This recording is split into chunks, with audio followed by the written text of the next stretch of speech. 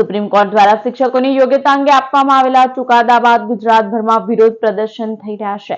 ત્યારે ફરજિયાત કરાયેલી ટેટ પરીક્ષામાંથી મુક્તિ આપવાની માંગ સાથે ભરૂચ જિલ્લાના 500થી વધુ શિક્ષકોએ કલેક્ટર કચેરી ખાતે આવેદનપત્ર પાઠવી રજૂઆત કરી હતી।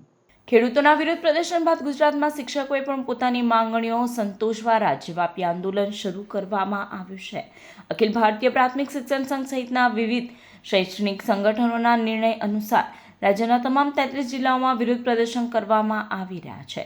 ત્યારે સુપ્રીમ કોર્ટ દ્વારા શિક્ષકોની યોગ્યતા અંગે આપવામાં આવેલા ચુકાદા બાદ ફરજિયાત કરાયેલી ટેટ પરીક્ષામાંથી મુક્તિ આપવાની માંગ સાથે ભરૂચ જિલ્લામાં 500થી વધુ શિક્ષકોએ કલેક્ટર કચેરી ખાતે આવેદનપત્ર પાઠવી રજૂઆત કરી હતી, જેમાં સર્વોચ્ચ અદાલતે આદેશ કર્યો છે કે શિક્ષણ વ્યવસાય સાથે સંકળાયેલા જે શિક્ષકોની નોકરીના 5 વર્ષથી વધુનો સમયગાળો બાકી હોય તેમણે નોકરીમાં ચાલુ રહેવા તેમજ બઢતી મેળવવા માટે ટેટ પાસ કરવી ફરજિયાત રહેશે।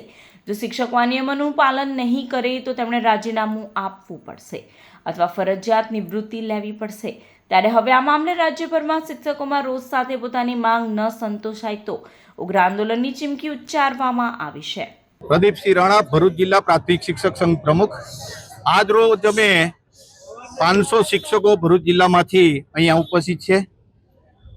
સુપ્રીમ કોર્ટનો એક ચુકાદો છે કે 2010-11 પહેલાના શિક્ષકોને ટેટ પરીક્ષા ફરજિયાત આપવી પડશે।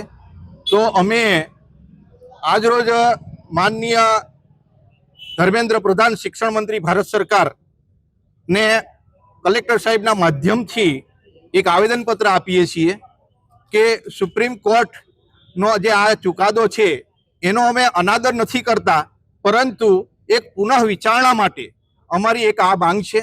શિક્ષક સમુદાય કોર્ટના આ નિર્ણયથી ખરેખર નિરાશા વ્યાપી ગઈ છે શિક્ષક સમાજમાં અને પોતે ભયભીત થયો છે, કારણ કે જ્યારે પણ આ શિક્ષકોની ભરતી કરવામાં આવી હતી ત્યારે આવી કોઈ ટેટ પરીક્ષા પાસ કરવાની 2010 પહેલા એવું કોઈ જોગવાઈ જ ન હતી, અને જ્યારે અચાનક આવી આ જોગવાઈ લાદવામાં આવે છે ત્યારે તો અમે આજે કલેક્ટર સાહેબના માધ્યમથી આવેદનપત્ર આપીએ છીએ અને અમે એક પુનઃ વિચારણા માટે વારંવાર વિનંતી કરી છે। આ સાથે અમારા બીજા પણ 20 મુદ્દા છે કે જે અમે સરકારશ્રીને નામદાર સરકારશ્રીને અમે વિનંતી કરીએ છીએ કે અમારી જે માંગ છે એ પૂરી કરવામાં આવે।